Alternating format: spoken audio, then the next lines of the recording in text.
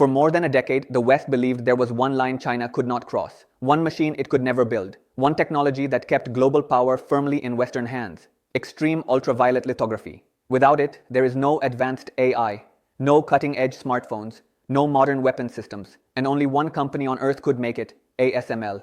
But now, that monopoly may be breaking.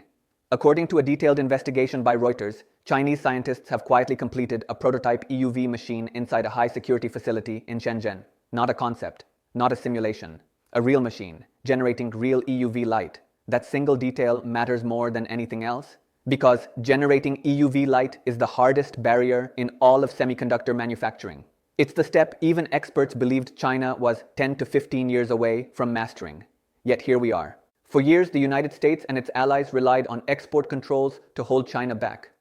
They blocked ASML from selling EUV machines. They restricted engineers, components, even older systems. The strategy was simple: keep China permanently one generation behind. But sanctions created something else. They forced total mobilization. China stopped trying to buy and started trying to build.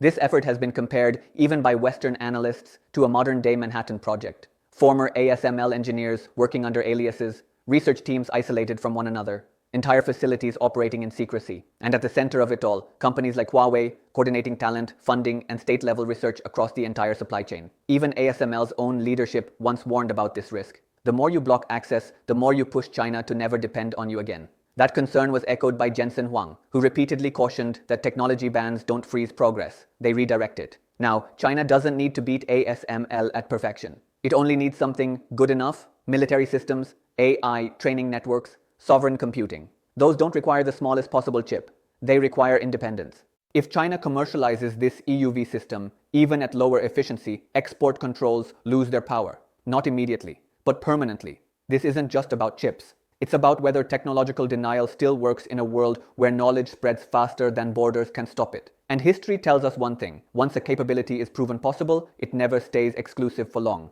What do you think? Will China's EUV breakthrough end ASML's dominance permanently? Did US sanctions actually accelerate China's tech independence? Drop your thoughts below.